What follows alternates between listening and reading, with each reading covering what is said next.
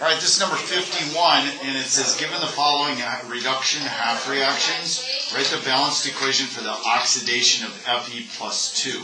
So for every single one of these, Fe plus 2 is going to go to Fe plus 3. And so it wants us to write the reaction with this occurring, the oxidation part occurring, and then we'll want the reduction half reaction of these three things. And so for the very first one with S2O6 minus 2, that would have to be added to the Fe plus 2 right here. And then we would end up with H2SO3 over here on the right-hand side. So that would be the unbalanced half reaction right there. And then we'd have to go through and balance that half reaction to obtain what they want right here, the balanced chemical equation of that. This one ends up being 2Fe plus 2 plus the S2O6 minus 2 plus 4 H pluses, and then the arrow right here goes to 2Fe plus 3 plus 2H2SO3. So that's the balanced half reaction of the first one. Now in the second one, we have Fe plus 2, once again going to Fe plus 3. And this time, we'd have the N2O right here doing that oxidizing, and then we'd end up with N2 as one of the products right here. That's the unbalanced reaction, and now when you end up balancing this, you get 2Fe plus 2 plus the N2O plus 2H plus arrow 2Fe positive 3 plus the N2 plus an H2O over here. And then the last one would be the Fe plus 2, this time being oxidized by the VO2 positive, and then that would end up giving us VO positive 2 over here on this side, and the Fe plus 3. So there's the unbalanced overall reaction for that. And then to get the balanced reaction, we'd of course have to take the half reactions and do all the normal steps for balancing redox reactions, which I did numerous times on the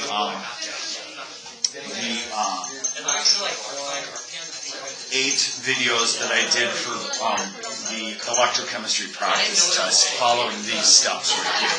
So just giving you the answer to this one, you would end up with the Fe plus 2 plus the VO2 positive plus 2H plus arrow going to the Fe positive 3 plus the VO positive 2 now, and then we also have a water over here.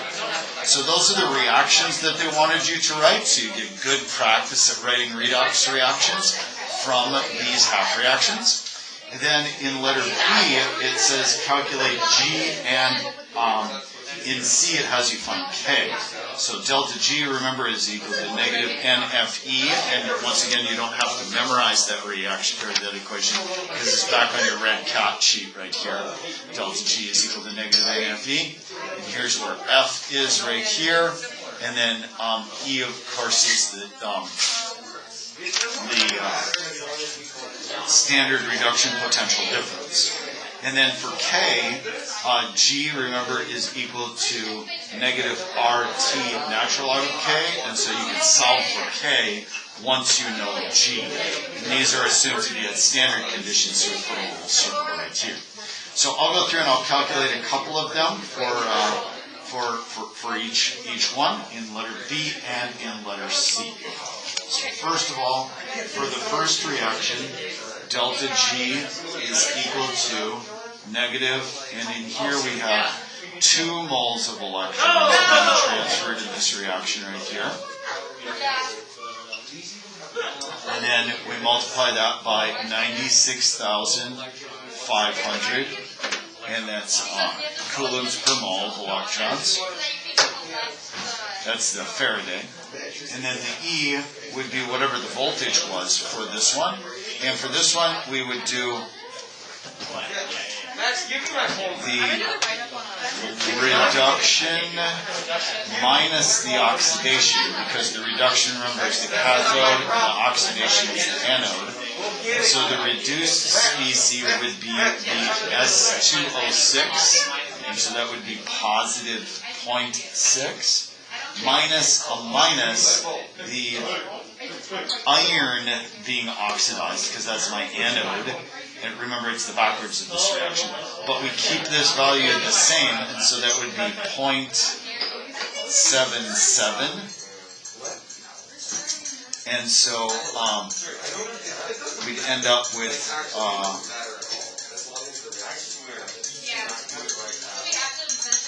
standard reduction potential for, let's see, this is the this is the S2O6 reaction, is that correct?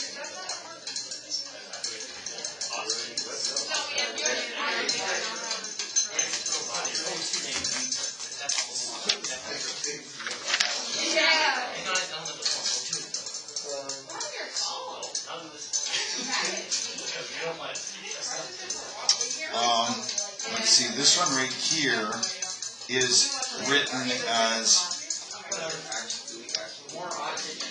positive 0.77. So this is not a negative right here. This is actually plus this negative. It's minus, right? Because it's reduction minus oxidation. And so I end up with a negative 0.17 as my voltage there for that one. Negative 0.17 would mean that it's non-spontaneous. And so I would expect the delta G to end up being